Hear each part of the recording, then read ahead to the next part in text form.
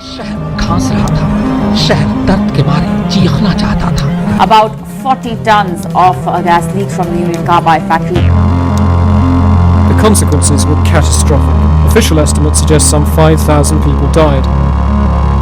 As the gas cloud condenses, it sinks to ground level. इन चेहरों को देखकर आज 30 साल बाद बिस्मिल्लाहिर्रहमानिर्रहीम, अस्सलाम वालेकुम। आप देख रहे हैं गुल्स डिजिटल जोन सिस्टम और मैं हूं गुल। नाज़रीन, Bhopal gas tragedy world largest industrial disaster के तौर पर माना जाता है, जो कि 1984 को पेश आया। 2 दिसंबर की वो रात 1984 भारत के शहर भोपाल पर बड़ी भारी साबित हुई। यूनियन कार्बाइड नामी एक कंपनी जो कि पेस्टिसाइड और इंसेक्टिसाइड दवा बनाती थी, उस हादसे में कम से कम 40 टन मिथाइल आइसोसाइनाइड नामी इंतहाई जहरीली गैस के साथ साथ कई दूसरी जहरीली गैसें भी खारिज हुई। यूनियन कार्बाइड नामी कंपनी में जब देखा गया तो पता चला कि पाइप में से गैसेस लीक हो रही हैं। येलो कलर की वो गैसेस थीं और वो इंतहाई जहरीली गैसेस हैं, जिसका नाम MIC यानी कि मिथाइल आइसोसाइनाइड है। और इसी तरह करके अगले 2-3 घंटों में ये MIC नामी गैस पूरे शहर में हवा के ज़रिए फैलती है और लोगों को टारगेट करती है। इसको पूरी दुनिया में भोपाल गैस ट्रेजेडी के नाम से जाना जाता है। ये सिर्फ इंडिया नहीं बल्कि पूरे वर्ल्ड में इंडस्ट्रियल डिज़ास्टर के तौर पर जाना जाता है। अब सवाल ये है कि ये गलती किसकी थी, कंपनी की, वर्कर्स की या हुकूमत की? इसी टॉपिक पर हम आज बात करेंगे।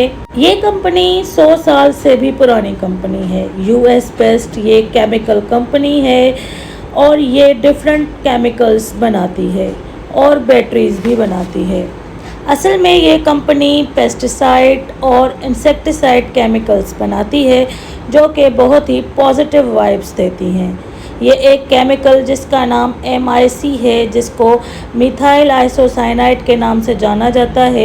सबसे पहले तो मिथाइल आइसोसाइनाइड को ये कंपनी अमेरिका से इंपोर्ट किया करती थी, लेकिन फिर इन्होंने सोचा कि क्यों ना हम इसकी मैन्युफैक्चरिंग इंडिया में ही बनाएं। यूनियन कार्बाइड नामी ये कंपनी चूँकि उस ज़माने में किसी साइड एरिया पर नहीं बल्कि एक रेजिडेंशियल एरिया में ही बनी, इसीलिए गवर्नमेंट को केमिकल्स बनाने की इजाज़त देनी तो नहीं चाहिए थी, मगर बदकिस्मती से इस कंपनी को ये इजाज़त मिल जाती है। कंपनी बहुत बड़ी मिकदार में MIC नामी गैस बनाती है। उस ज़माने में क्योंकि तालीम भी इतनी आम नहीं थी तो वर्कर्स को ज़्यादा पता नहीं होता था, क्योंकि वर्कर्स ज़्यादा तालीम याफ्ता नहीं थे। उनको ट्रेनिंग के नाम पर थोड़ा बहुत जो भी समझाया जाता था वर्कर्स वही किया करते थे। MIC एक ऐसी गैस है कि अगर इसमें पानी का एक कतरा तो वो जहर बन जाती है। पानी तो क्या, इसमें अगर हवा भी शामिल हो जाए तो ये एक पॉइजनिंग गैस बन जाती है। इस तरह इस कंपनी के वर्कर्स को ऑर्डर दिया जाता है उस रात कि जितने भी पाइपलाइंस हैं इनको धोकर साफ़ किया जाए। दोस्तों, असल में बहुत पुराने वक्त के पाइपलाइंस थे तो वो जंग आलूद हो गए थे।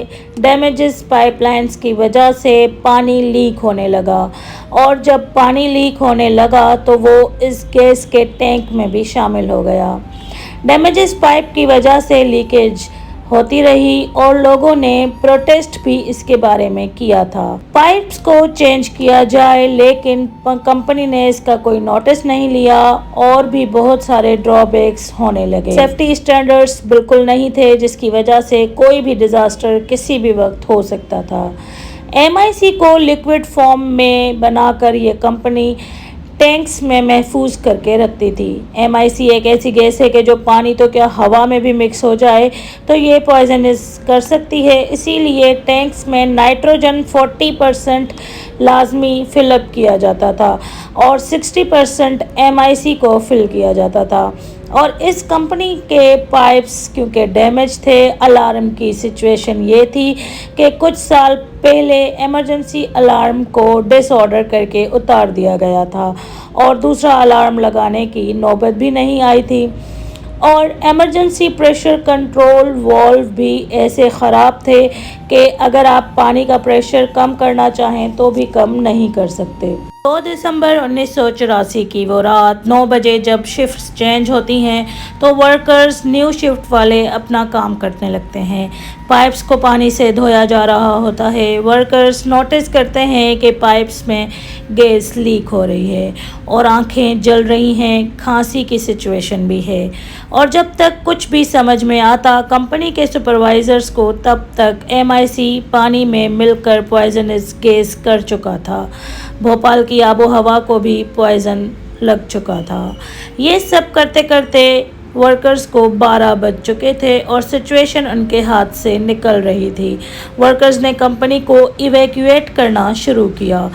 فیکٹری کے آس پاس کیونکہ ریزیڈینشل ایریا تھا، بستیاں بنی ہوئی تھیں، بہت لوگ کھانس کر 10 منٹ میں ہی مر گئے۔ اور سب سے بڑا دھچکا اس وقت لگا جب پتہ چلا کہ ہاسپٹلز میں جو لوگ سانس کی کمی کے باعث آکسیجن لینے کے لیے گئے تھے تو ڈاکٹرز کا کہنا تھا کہ MIC جیسے پانی اور ہوا کے ساتھ مل کر زہر بناتی ہے، ٹھیک اسی طرح MIC کسی انسان کے اندر اگر ناک کے ذریعے چلی جاتی ہے تو آکسیجن لگانے سے بھی زہر بن جاتا ہے۔ اسی طرح کرتے کرتے بھوپال شہر میں لاشوں کا انبار لگ گیا۔